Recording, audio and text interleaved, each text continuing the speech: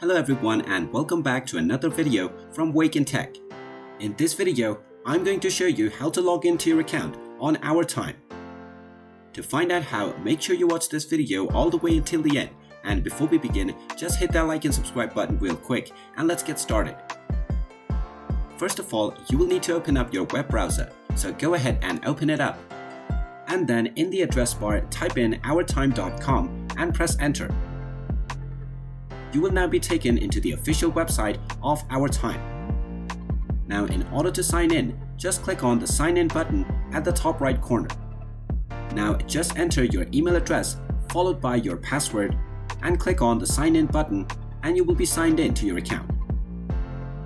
In case you forgot your email address or your password, you can click on the forgot email or forgot password button to regain access into your account. Also, if you don't have an account yet, you can click on the join button to create a new account. And there you have it. That is how easy it is to log into your OurTime account.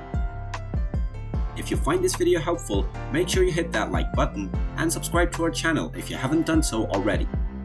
Also ring that notification bell to never miss another update from us. Thank you for watching and I will see you again in the next video.